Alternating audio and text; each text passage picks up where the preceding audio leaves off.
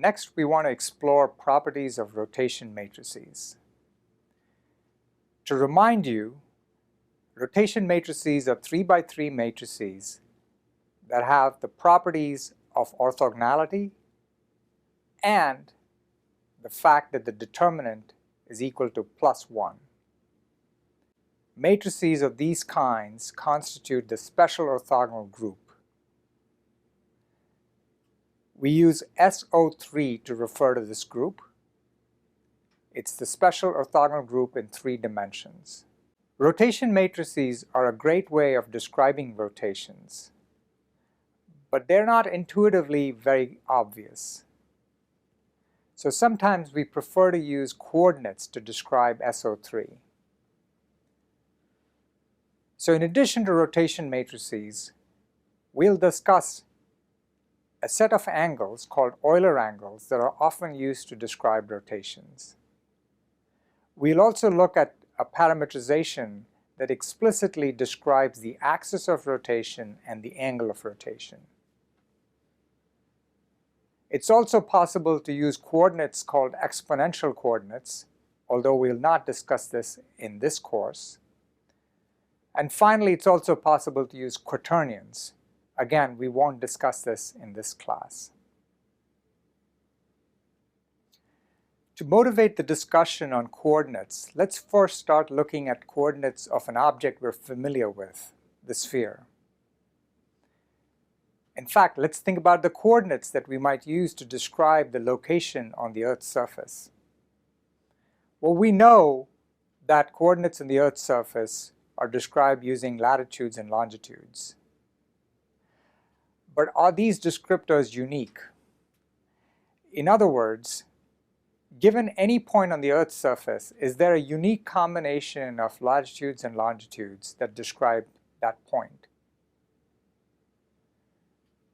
You might be tempted to say yes, but the answer is no if you consider the 2 poles. The poles have a unique latitude, but the longitudes are not well defined. In fact, any longitude works to describe the North Pole or the South Pole.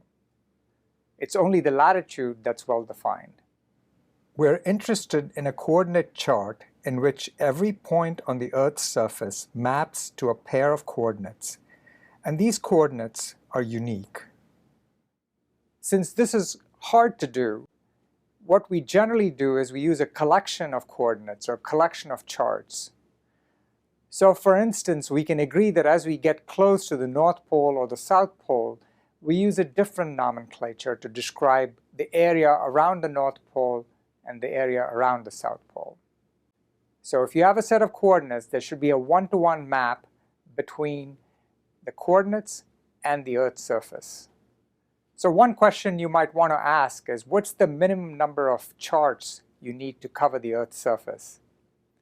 And remember, the chart has to lend itself to a coordinate system that is one-to-one. The answer to this question is 2. Similarly, we want to ask ourselves the question, how many coordinates do we need to describe a general rotation? We saw before that if you consider rotation about a single axis, you only need one parameter. In this example, looking at rotations about the x-axis, the angle theta parametrizes the rotation. And of course, from that, we got the rotation matrix. How would we do that for a general rotation? So in this example, it's not clear how to describe the orientation of the rigid body in the final configuration with respect to the initial configuration. So here's position 1, and here's position 2. In this example, the rigid body has moved from position 1 to position 2 through a rotation.